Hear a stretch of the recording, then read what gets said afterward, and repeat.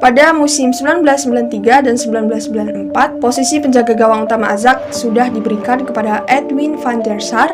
Posisi back ada nama-nama Danny Blind, Frank de Boer, Sonny Siloy, dan André Oyger yang merupakan pemain baru yang didatangkan Van Gaal dari Akademi Ajax. Sementara di lini tengah, sebagai pemain inti Van Gaal memilih Clarence Seedorf dan Edgar Davies. Di musim ini Ajax juga berhasil mendatangkan pemain mega bintang dari AC Milan, pasti kalian tahu, ya benar, Frank Rijkaard. Frank di usia yang 31 tahun memutuskan untuk pensiun, namun atas rayuan Van Gaal pintar nih ngerayunya. Rijkaard memutuskan untuk bergabung dengan Ajax. Bukan tanpa alasan Van Gaal membawa Rijkaard ke tim mudanya. Rijkaard adalah pemain yang berpengalaman dan bermental juara. Jadi aura-aura juara di Rijkaard ini udah kelihatan gitu, makanya direkrut. Tentu hadirnya pemain hebat Rijkaard untuk pemain muda dapat memberikan hal-hal positif dan kemajuan klub. Sementara di lini serang Ajax, posisi Dennis Bergkamp yang hengkang digantikan oleh Jari Littmanen. Nama seperti Ronaldo, Luis Nazario da Lima juga menjadi target transfer Ajax di musim 1993 dan 1994 untuk mengisi posisi target man. Karena menurut Van Gaal sendiri, posisi target man dan sayap kanan Ajax belum optimal, sehingga Van Gaal berusaha membenahi posisi tersebut dengan mendatangkan pemain-pemain baru. Tapi sungguh disayangkan, rival Ajax yaitu PSV Eindhoven sudah terlebih dahulu mendapatkan tanda tangan dari Ronaldo. Jadi udah kalah cepet duluan ya. Ini membuat Van Gaal memutar otak nih, karena si Ronaldo ternyata udah mendatangani kontrak terlebih dahulu di klub lain gitu kan. Mencari target transfer selanjutnya, Van Gaal akhirnya merekrut satu penyerang dari Akademi Ajax yang baru berusia 17 tahun, yaitu Patrick Kluivert, ditambah dengan dua pemain muda asal Nigeria, yaitu Vinny de George untuk posisi sayap kanan dan Nwankwo Kanu sebagai target man. Setelah tim terbentuk, Van Gaal bersama anggota staf lainnya seperti Gerard van der Lem sebagai asisten manajer, lalu ada Frans Hoek sebagai pelatih kiper, Lazo Jampour sebagai kebugaran, Pim van Dort ahli otot, mulai melakukan latihan dengan serius.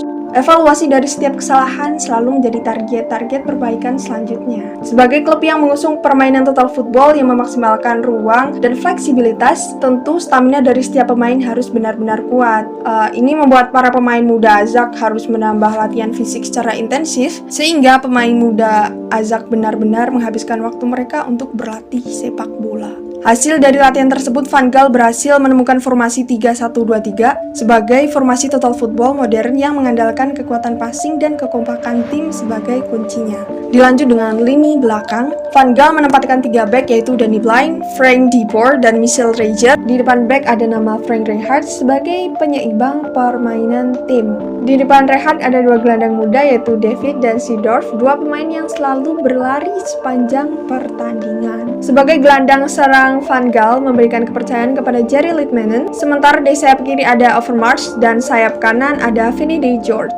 Dan posisi ujung tombak ada 3 opsi utama yaitu Patrick Kluivert, Kanu, dan Ronald de Boer. Kerja keras dari klub ini tidaklah sia-sia. Ajax berhasil menjuarai Liga Belanda di musim 93 dan juga 94. Dan itu membuat Ajax masuk ke kualifikasi Liga Champion di musim selanjutnya. Di musim 1994 sampai 1995, Ajax semakin mengagumkan dengan total footballnya. Ajax menjuarai Liga Belanda tanpa tersentuh kekalahan sama sekali. Filosofi total football tidak hanya berhenti di kompetisi Belanda. Filosofi permainan mereka pun dibawa ke ranah Eropa, yaitu Liga Champion, kompetisi sepak bola paling elit di benua Eropa. Selama di fase grup Liga Champion, Ajax bergabung di grup D bersama AC Milan, Casino Salzburg, dan juga Athens sebagai rival. Di fase grup, Ajax meraih poin 9 dan menetapkan Ajax sebagai puncak klasemen di fase grup. Sementara di babak perempat final, Ajax bertemu dengan tim kuat asal Kroasia. Ya, kalian bisa tebak siapa? Yaitu Hajduk Split. Di pertandingan pertama, Hajduk Split tampak memberikan perlawanan yang begitu rumit nih, sehingga pertandingan di Kroasia hanya menghasilkan skor 0-0, itu sama. Pertandingan itu pun menjadi bahan evaluasi yang serius untuk Van Gaal dan seluruh stafnya. Hasil evaluasi tersebut berhasil membuat Hajduk Split tak berdaya ketika menghadapi Ajax di Amsterdam. Alias Ajax berhasil membantai Hajduk Split dengan skor 3-0. Ini lumayan ngebantai ya dengan 3-0 nih. Setelah berhasil menyingkirkan Hajduk Split di perempat final, kini Azak harus melawan tim raksasa dari Jerman, yaitu Bayern Munchen. Azak seakan tidak diunggulkan di pertandingan semifinal tersebut karena skuad tim Azak adalah pemain muda yang rata-rata usianya masih 23 tahun yang minim pengalaman di pertandingan besar. Akan tetapi yang terjadi adalah Bayern Munchen tidak mampu mencetak gol di pertandingan leg pertama waktu itu. Di Allianz Arena kandang Bayern Munchen, kedua tim berbagi skor kacamata alias 0-0.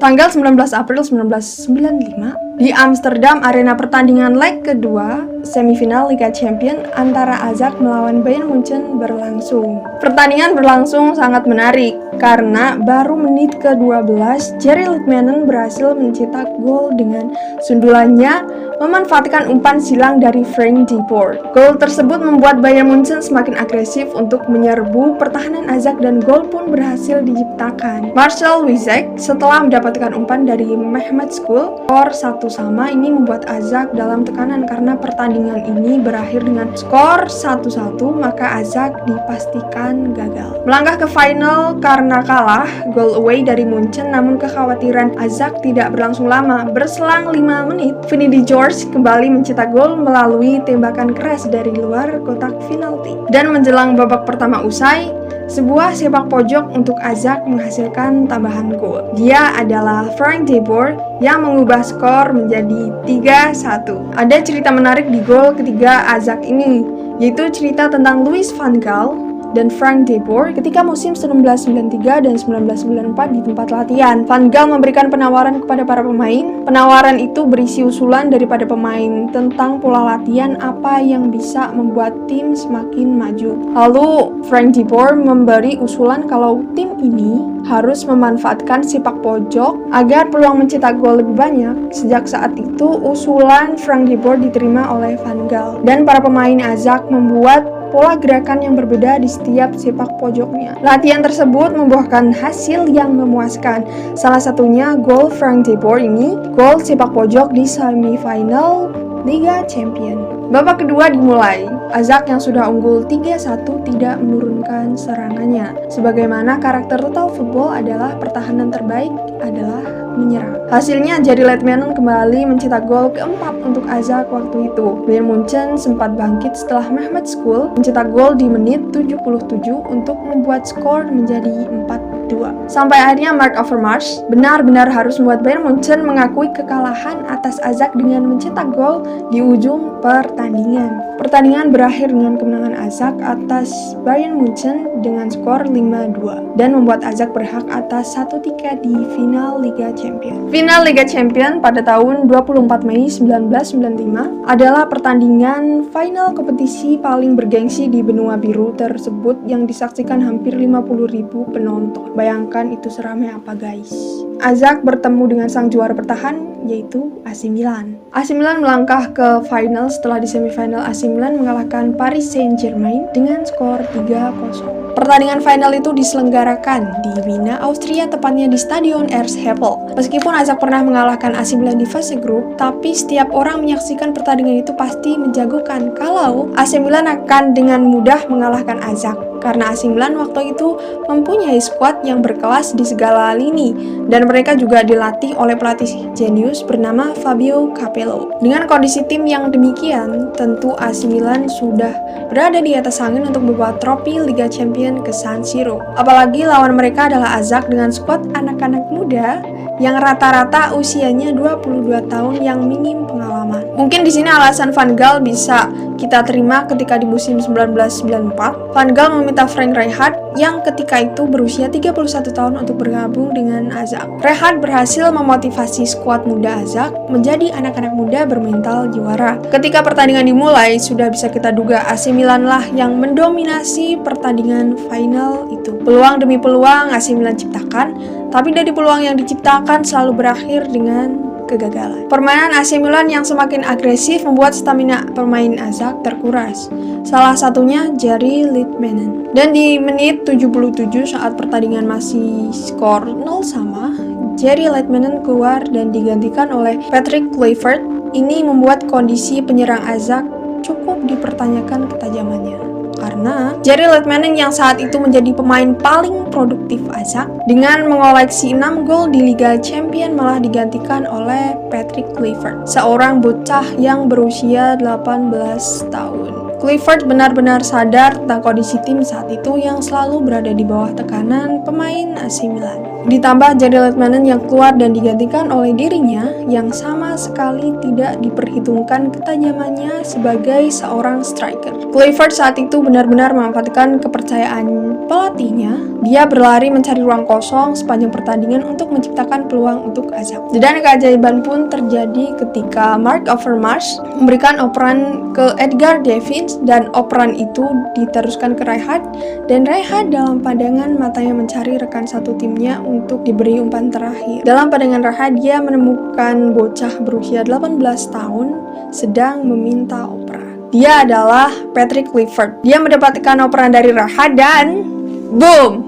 Gol pun tercipta di menit 85 dari bocah berusia 18 tahun. Sampai akhir pertandingan skor 1-0. Kemenangan Azak dan membawa mereka menjuarai Liga Champion Eropa dengan skuad mudanya. Karena kegemilangan Azak di musim ini, klub-klub besar Eropa berebut untuk mendapatkan jasa dari para pemain muda Azak tersebut, seperti Patrick Kluivert yang pergi ke AC Milan di musim 97 dan juga 98. Lalu ada Edwin van der Sar pergi ke Juventus di musim 99-20, lalu Edgar Davids musim 96 AC Milan, Clarence Seedorf musim 96 Sampdoria. Meskipun Azak ditinggalkan oleh pemain-pemain hebat di dalam skuadnya, ini tidak membuat Azak hancur dan terdegradasi. Azak tetap mampu bersaing di Liga Belanda dan secara konsisten selalu mengikuti kejuaraan Liga Champion. Azak juga terkenal dengan pembinaan pemain mudanya, entah itu dari negara Belanda maupun dari luar Belanda. Pemain binaan Azak akan selalu kita jumpai di masa sepak bola modern saat ini. Kita tentu tahu nama Zlatan Ibrahimovic,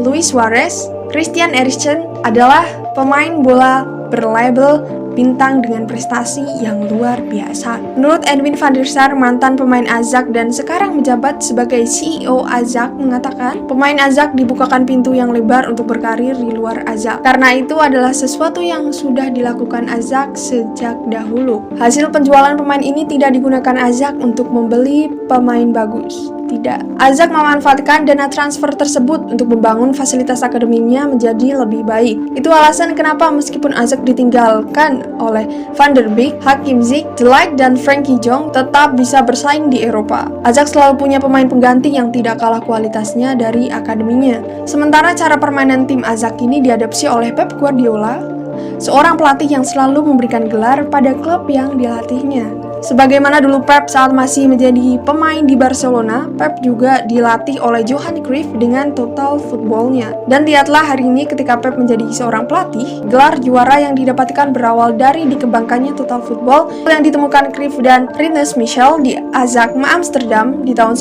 1977 yang memenangkan 3 piala champion berturut-turut. Mungkin tanpa AZ, permainan sepak bola hari ini akan terlihat monoton. Tidak ada taktik-taktik bervariasi dari setiap klub. Jadi kesimpulannya adalah kalian bisa tulis di kolom komentar. Dan kebetulan aku belum ada kaos Azak ataupun kaos jersey sepak bola. Kalian boleh ngirimin aku di Instagram aku, kalian bisa DM dan aku akan kirim alamatnya, oke? Dan buat konten selanjutnya kalian bisa tulis di kolom komentar. Kita mau bahas apa selanjutnya? Kita akan bahas apa lagi setelah ini? Bisa ditulis di kolom komentar. And see you next time. Thanks for watching. Bye.